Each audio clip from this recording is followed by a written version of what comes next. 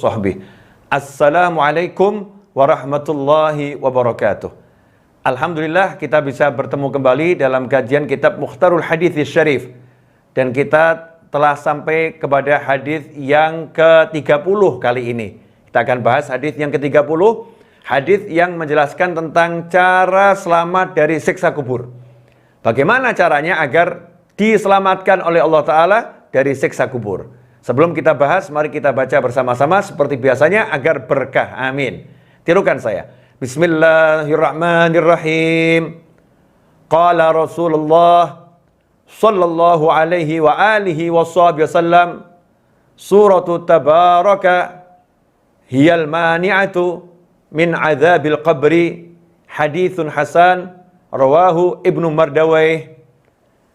Alhamdulillah, Rasulullah SAW bersabda, suratu tabaraka, surat tabaraka artinya surat Al-Muluk, merupakan hiya al-mani'ah.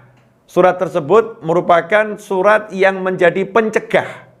Ya, menjadi pencegah, pembela min adzabil qabri, dari siksa kubur. Hadis hasan diriwayatkan oleh Ibnu Mardawayh. Dalam hadis ini kita bisa mendapatkan beberapa pelajaran. Yang pertama, azab kubur itu hak. Siksa kubur itu nyata. Siksa kubur itu ada. Karena itu kita harus iman bahwasanya siksa kubur itu ada. Ada manusia-manusia yang oleh Allah Subhanahu wa taala diperdengarkan siksa kubur, bahkan melihat siksa kubur. Di antaranya tentunya adalah baginda Muhammad sallallahu alaihi wasallam. Sebagaimana diriwayatkan dalam hadis, Rasul ketika berjalan kemudian berhenti mengambil pelepah kurma, kemudian ditanam di dua makam. Maka Rasul bersabda sallallahu, sesungguhnya keduanya lagi disiksa, dan bukan disiksa lantaran dosa besar menurut keduanya, tetapi besar di sisi Allah Subhanahu wa taala. Yang satu suka mengadu domba, yang satu setelah dia buang hajat kecil tidak mentuntaskannya dan tidak mensucikannya dengan benar. Dalam hadis itu jelas Nabi SAW melihat siksa kubur. Yang melihat siksa kubur, Rasul melihat alam gaib. Ya, Rasul melihat alam gaib. Karena itu jangan katakan kalau Nabi SAW tidak tahu yang gaib. Beliau mengetahui yang gaib dengan izin Allah Subhanahu wa ta'ala, dan beliau yang paling paham dari semua makhluknya Allah Ta'ala, karena beliau SAW telah mencapai Sidratul Muntaha. Semua itu alam akhirat, alam gaib, yang gaib dari kita semua dan harus kita imani. Siksa kubur itu ada. Ikhwani rahimakumullah, karena itu kita harus berjuang untuk selamat dari siksa kubur.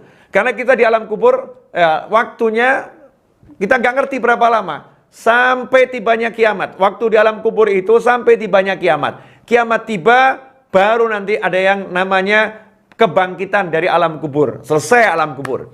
Tapi sebelum itu, kita akan berada di alam kubur setelah kehidupan dunia. Alam barzakh. Ya, alam barzakh. Nah, di alam kubur ini ada nikmat, ada azab. Ada selamat, ada siksa. Semoga kita semua diselamatkan oleh Allah Subhanahu wa taala dari segala bentuk siksa dan azab. Amin Allahumma amin.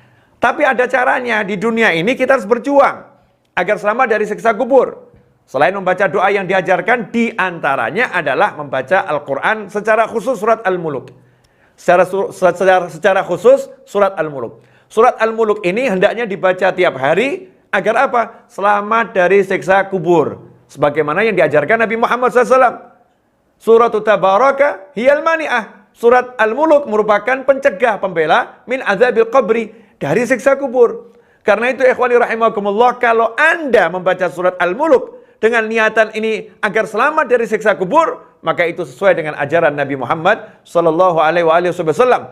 Kita boleh mengkhususkan surat tertentu untuk hal tertentu. Bukan dalam arti kita menganggap surat yang lain gak ada. Setiap surat itu punya keistimewaan. Al-Fatihah punya keistimewaan sendiri. Al-Ikhlas setiap punya keistimewaan sendiri. Al-Falaq punya keistimewaan sendiri. An-Nas punya keistimewaan sendiri. Termasuk Al-Muluk punya keistimewaan untuk menyelamatkan seorang dari siksa kubur. Sebagaimana diriwayatkan, nanti ada orang yang meninggal dunia, kemudian datang malaikat yang akan menyiksanya karena amalannya kurang bagus. Maka malaikat itu datang dari arah kepalanya. Disitulah surat Al-Muluk muncul. Kalian tidak bisa menyiksa orang ini karena dia telah mendengarkan surat Al-Muluk. Mendengarkan, membaca dan mendengarkan surat Al-Muluk. Maka dia tidak bisa disiksa. Datang malaikat akan menyiksanya dari arah kaki, maka bagian kakinya pun dijaga oleh surat Al-Muluk. Surat Al-Mulk akan berkata kepadanya, kalian tidak bisa menyiksa orang ini karena dia telah berdiri sholat, ya, membaca surat Al-Mulk. Dia telah menggunakan kakinya untuk membaca surat Al-Mulk. Ikhwani rahimakumullah. Kalau begitu, mari kita usahakan agar kita bisa membaca surat ini setiap hari, sehingga kita punya persiapan menghadapi alam kubur. Ya, alam yang akan kita pasti singgahi. Ya, bukan cuma dilalui, kita akan singgah dan tinggal di sana lebih lama dari alam kita tinggal di dunia. Lebih panjang dari kita tinggal di dunia.